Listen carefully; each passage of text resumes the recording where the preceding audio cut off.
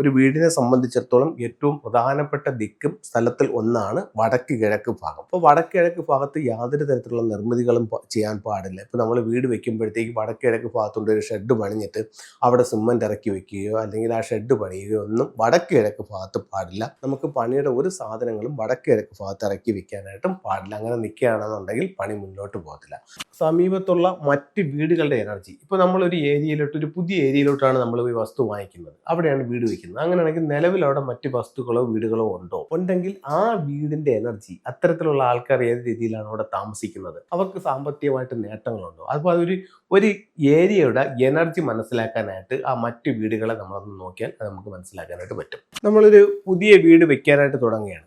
അങ്ങനെയാണെങ്കിൽ നമ്മൾ ആ ലാൻഡിൽ എന്തൊക്കെ കാര്യങ്ങൾ ശ്രദ്ധിക്കണം എന്നുള്ളത് നമുക്കൊരു 9 കാര്യങ്ങൾ നമുക്കൊന്ന് നോക്കാം. ഒരുപാട് കാര്യങ്ങളുണ്ട്, അതിൽ ഒരു 9 കാര്യങ്ങൾ നോക്കാം. ഒന്ന്, അതിൽ കിണർ, പല വസ്തുവിലും ഇപ്പോൾ കിണറുണ്ടായിരിക്കും. ആ കിണറിന്റെ സ്ഥാനം കറക്റ്റായിട്ടുള്ള ദിക്കിൽ തന്നെയാണോ എന്ന് നോക്കണം. അതായത് കിണറിന്റെ സ്ഥാനം വസ്തുവിനെ 12 രാശികളായിട്ട് തിരിച്ചിട്ട് വടക്ക് കിഴക്കെന്ന് പറയുന്ന മീനൻ രാശിയിലാണ് കിണർ വരേണ്ടത്. ആ സ്ഥലത്ത് തന്നെയാണോ കിണർ നിൽക്കുന്നത്. അതല്ല മറ്റേതെങ്കിലും ഭാഗത്താണ് കിണറെന്നുണ്ടെങ്കിൽ ഒരു വസ്തുവിനെ കാണിച്ചിട്ട് അത് തെറ്റായിട്ടുള്ള സ്ഥലത്താണെങ്കിൽ ആ പുതിയ കിണർ മീനൻ രാശിയിൽ കുഴിച്ചുകൊണ്ട് പഴയ കിണർ മൂടുക. അടുത്തത് ഗേറ്റ്, ഈ വസ്തുവിലേക്ക് കടക്കാനുള്ള ആ വഴി, അത് നമ്മൾ ഏത് ഭാഗത്താണ് ചെയ്തിരിക്കുന്നത്. ഇപ്പോൾ ഗേറ്റ് നമ്മൾ ഇപ്പോൾ പറയും മതിൽ കെട്ടിയിട്ടില്ല എന്ന് പറയുകയാണെങ്കിൽ മതിൽ കെട്ടണ്ട, നിങ്ങൾ ആ വസ്തുവിലേക്ക് കടക്കാനൊരു വഴി ഉണ്ടാക്കുന്നല്ലോ, അത് ഏത് ഭാഗത്താണെന്നുള്ളത് നോക്കണം. അത് കൃത്യമായും വാസ്തുപ്രകാരം ആ വസ്തുവിൻ്റെ ഉച്ചസ്ഥാനത്തായിരിക്കണം ആ ഗേറ്റ് പണിയേണ്ടത്, അല്ലെങ്കിൽ ആ വഴി വെട്ടേണ്ടത്.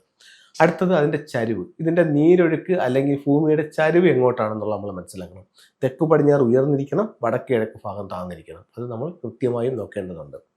അടുത്തത് ടി റോഡ്, ഈ വസ്തുവിലേക്ക് മറ്റേതെങ്കിലും ഒരു റോഡ് വന്ന് ഹിറ്റ് ചെയ്യുന്നുണ്ടോ, ഒരു ടി റോഡിലാണോ നമ്മുടെ വസ്തു ഇരിക്കുന്നത് എന്നുള്ളത് നോക്കണം. അതുപോലെ തന്നെയാണ് അതിന് സമീപത്ത് എന്തെങ്കിലും ട്രാൻസ്ഫോമർ പോലുള്ള എന്തെങ്കിലും നമ്മുടെ വീടിൻ്റെ കറക്റ്റ് ഫ്രണ്ടിലുണ്ടോ എന്നുള്ളത് നോക്കണം. അത് നമുക്ക് അത്ര ബെറ്റർ ആയിട്ടുള്ള ഒരു എനർജി അല്ല തരുന്നത്. അടുത്തത് 5ാമത്തെ ഒരു പോയിന്റ് എന്ന് പറയുന്നത് മെയിൻ ഡോർ. ഈ വീട് വെക്കുമ്പോൾ നമ്മുടെ മെയിൻ ഡോർ ഏത് ഭാഗത്ത് വരും, ആ മെയിൻ ഡോറിൻ്റെ നേരെ ഓപ്പോസിറ്റിലായിട്ട് ഇലക്ട്രിക് പോസ്റ്റുകളോ അങ്ങനെ മറ്റെന്തെങ്കിലും ഉണ്ടോ എന്നുള്ളത് നമ്മളൊന്ന് മനസ്സിലാക്കണം. അടുത്തത് സമീപത്തുള്ള മറ്റ് വീടുകളുടെ എനർജി, ഇപ്പോൾ നമ്മളൊരു ഏരിയയിലോട്ട്, ഒരു പുതിയ ഏരിയയിലോട്ടാണ് നമ്മൾ ഈ വസ്തു വാങ്ങിക്കുന്നത്, അവിടെയാണ് വീട് വെക്കുന്നത്. അങ്ങനെയാണെങ്കിൽ നിലവിൽ അവിടെ മറ്റ് വസ്തുക്കളോ വീടുകളോ ഉണ്ടെങ്കിൽ ആ വീടിന്റെ എനർജി, അത്തരത്തിലുള്ള ആൾക്കാർ ഏത് രീതിയിലാണ് അവിടെ താമസിക്കുന്നത്, അവർക്ക് സാമ്പത്തികമായിട്ട് നേട്ടങ്ങളുണ്ടോ, അതുപോലെ ഒരു ഏരിയയുടെ എനർജി മനസ്സിലാക്കാനായിട്ട് ആ മറ്റ് വീടുകളെ നമ്മളൊന്ന് നോക്കിയാൽ അത് നമുക്ക് മനസ്സിലാക്കാനായിട്ട് പറ്റും. അടുത്തത് നമുക്ക് ഒരു വസ്തുവിൻ്റെ വീടിൻ്റെ ഷേപ്പ്, അപ്പോൾ നമ്മൾ വസ്തു വെക്കുന്നതിന് മുമ്പ് അതിൻ്റെ ഒരു പ്ലാൻ തയ്യാറാക്കുമ്പോൾ അത് സ്ക്വയറോ റെക്ടാങ്കിൾ ഷേപ്പിൽ തന്നെയാണോ, അതിന് 4 മൂലകൾ തന്നെയാണോ വന്നിരിക്കുന്നത് എന്നുള്ളത് നമ്മളൊന്ന് മനസ്സിലാക്കേണ്ടതുണ്ട്. അടുത്തത് നമുക്ക് വരുന്നത് ഫ്ലൈയിങ് സ്റ്റാർ നമ്പർ, അതായത് വാസ്തുവിന് അപ്പുറത്തോട്ട് നമുക്ക് ഫെങ്ഷുയിലെ ചില നക്ഷത്രങ്ങളുണ്ട്. അപ്പോൾ നമ്മുടെ വീടിൻ്റെ പ്ലാൻ എടുക്കുമ്പോൾ തന്നെ അത് വീട് വെക്കുന്നതിന് മുമ്പ് തന്നെ അതിൻ്റെ ഫ്ലൈയിങ് സ്റ്റാർ നമ്പർ എടുക്കാനായിട്ട് സാധിക്കും. അപ്പോൾ നമ്മുടെ പ്രധാന ഡോർ ഇരിക്കുന്നത് ഫ്ലൈയിങ് സ്റ്റാർ നമ്പർ ഏതെങ്കിലും മോശം സ്റ്റാർ വരുന്ന സ്ഥലത്താണോ, നമ്മുടെ ബെഡ്റൂമുകൾ നല്ല സ്റ്റാറിലാണോ എന്നൊന്ന് നോക്കണം. അടുത്തത് നമുക്ക് വരുന്നതെന്ന് പറഞ്ഞു കഴിഞ്ഞാൽ നോർത്ത് ഈസ്റ്റ്, ഒരു വീടിനെ സംബന്ധിച്ചിടത്തോളം ഏറ്റവും പ്രധാനപ്പെട്ട ദിക്കും സ്ഥലത്തിൽ ഒന്നാണ് വടക്ക് കിഴക്ക് ഭാഗം. അപ്പോൾ വടക്ക് കിഴക്ക് ഭാഗത്ത് യാതൊരു തരത്തിലുള്ള നിർമ്മിതികളും ചെയ്യാൻ പാടില്ല. ഇപ്പോൾ നമ്മൾ വീട് വെക്കുമ്പോഴത്തേക്ക് വടക്ക് കിഴക്ക് ഭാഗത്തുണ്ട് ഒരു ഷെഡ് പണിഞ്ഞിട്ട് അവിടെ സിമന്റ് ഇറക്കി വെക്കുകയോ അല്ലെങ്കിൽ ആ ഷെഡ് പണിയുകയോ ഒന്നും വടക്ക് കിഴക്ക് ഭാഗത്ത് പാടില്ല. വടക്ക് കിഴക്ക് ഭാഗം വൃത്തിയായി സൂക്ഷിക്കണം. നമുക്ക് പണിയുടെ ഒരു സാധനങ്ങളും വടക്ക് കിഴക്ക് ഭാഗത്ത് ഇറക്കി വെക്കാനായിട്ടും പാടില്ല. അങ്ങനെ നിൽക്കുകയാണെന്നുണ്ടെങ്കിൽ പണി മുന്നോട്ട് പോകത്തില്ല. അപ്പോൾ ഇത്തരം കാര്യങ്ങൾ ഒരു വീട് പണിയുന്നതിന് മുമ്പ് നമ്മളൊന്ന് ശ്രദ്ധിക്കേണ്ടതായിട്ടുണ്ട്.